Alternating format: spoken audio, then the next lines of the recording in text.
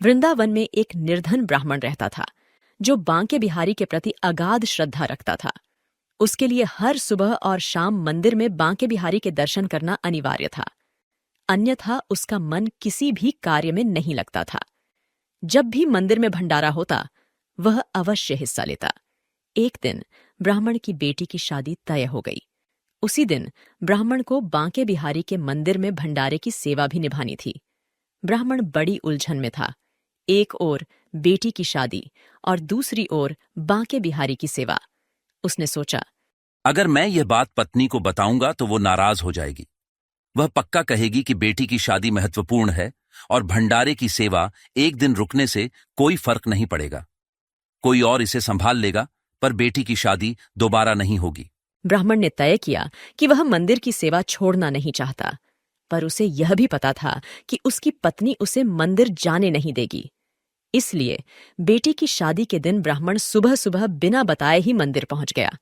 वहां उसने भंडारे में अपनी सेवा दी और शाम को जल्दी घर लौट आया। पर तब तक बेटी की शादी और विदाई हो चुकी थी। घर पहुंचने पर उसकी पत्नी ने उसे आराम से बैठने और चाय पीने को कहा।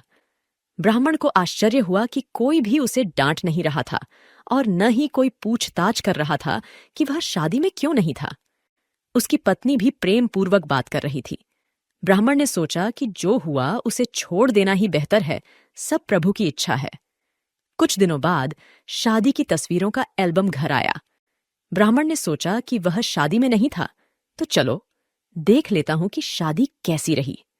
लेकिन उसे आश्चर्य हुआ जब उसने देखा कि हर तस्वीर में वह भी मौजूद था।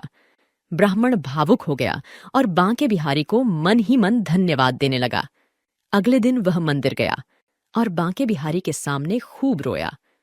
उसने प्रण किया कि अब वह नियमित रूप से बांके बिहारी की सेवा करेगा, क्योंकि उसे विश्वास हो गया था कि सच्चे भक्त को भगवान कभी अकेला नहीं छोड़ते।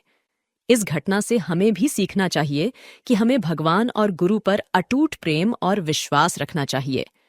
भगवान अपने भक्तों को कभी भी गलत मार्ग पर नहीं जाने देते, बल्कि हर समय उनके साथ खड़े रहते हैं। एक बार एक राजा ने भगवान कृष्ण के लिए एक मंदिर बनवाया और वहां पूजा करने के लिए एक पुजारी को नियुक्त किया। उस पुजारी ने बड़े ही श्रद्धा और भाव से बिहारी जी की सेवा शुरू कर दी। वह नियमित रूप से भगवान की पूजा अर्चना किया करते थे। राजा हर दिन पुजारी के हाथों एक फूलों की माला भगवान के लिए भिजवाया करता था और पुजारी वह माला बिहारी जी को पहना देते थे। जब राजा मंदिर में दर्शन के लिए आता, पुजारी वह माला भगवान के गले से उतारकर राजा को पहना दिया करते थे। यह रोज का नियम था। एक दिन राजा किसी कारणवश मंदिर नहीं जा सके, तो उन्होंने एक सेवक को आदेश दिया, माला लेकर मंदिर जाओ और पुजारी से कहना आज मैं मंदिर नहीं आ पाऊंगा। सेवक ने जाकर माला पुजारी को दे दी और राजा का संदेश भी दे दिया कि आज महाराज का इंतजार न करें, वे मंदिर नहीं आएंगे। सेवक वापस लौट गया और पुजारी ने माला भगवान बिहारी जी को पहना दी। फिर पुजारी को विचार आया कि आज तक मैं अपने बिहारी जी की छड़ी माला राजा को ही पहनाता रहा हूं। कभी यह सौभाग्य मुझे नहीं मिला। जीवन का कोई भरोसा नहीं। आज प्रभु ने मुझ पर बड़ी कृपा की है।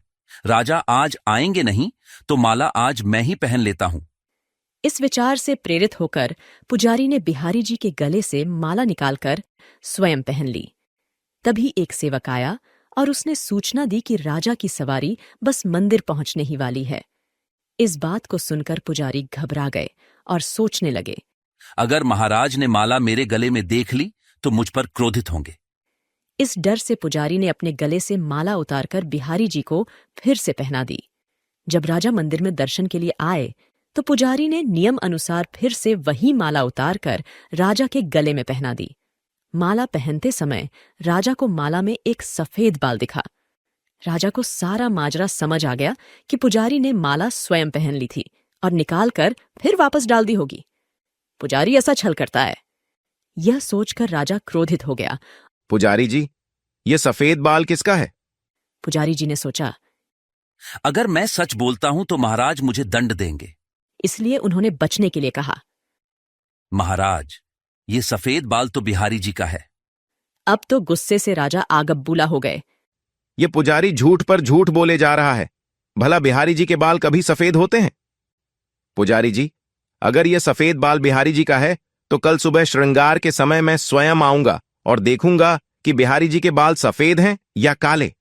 अगर बिहारी जी के बाल काले निकले तो आपको फांसी हो जाएगी। राजा हुक्म सुनाकर चला गया।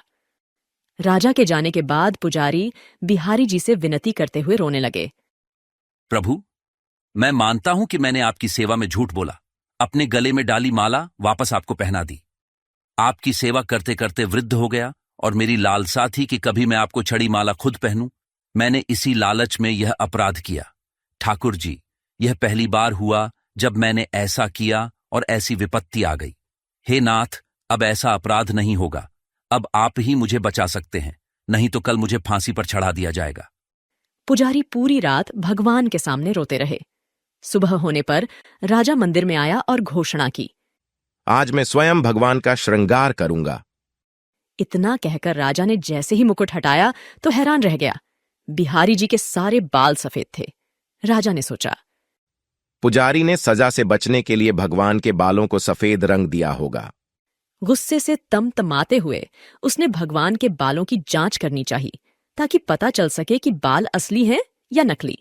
जैसे ही उसने बिहारी जी के बाल तोड़े, बिहारी जी के सिर से खून की धारा बहने लगी। राजा ने तुरंत भगवान के चरणों में गिरकर माफी मांगी। तब भगवान कृष्ण की मूर्ति से आवाज आई, हे राजन, तुमने आज तक मुझे केवल मूर्ति ही समझा। इसी कारण मैं आज से तुम्हारे लिए केवल एक मूर्ति ही बनकर रहूंगा। लेकिन पुजारी मुझे साक्षात भगवान समझते हैं। उनकी श्रद्धा की लाज रखने के लिए आज मुझे अपने बाल सफेद करने पड़े व रक्त के धार भी बहानी पड़ी। एक बार वृंदावन की पवित्र भूमि पर एक साधारण सी दिखने वाली महिला ने अपनी असाधारण भक्ति से एक अद्भुत चमत्कार का निर्माण किया।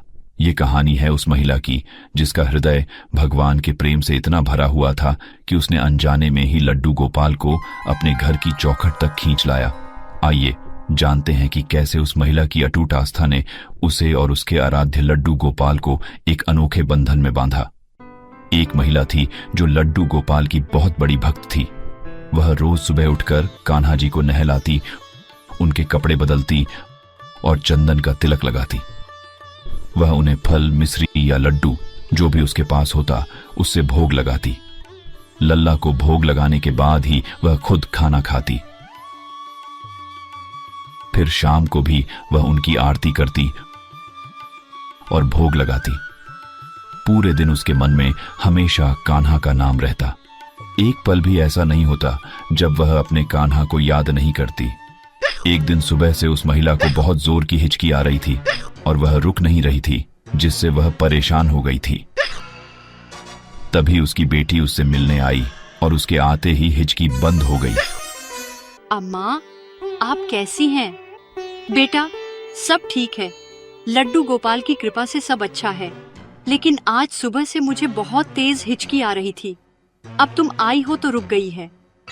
माँ, तुम्हारी हिचकी मेरी वजह से थी।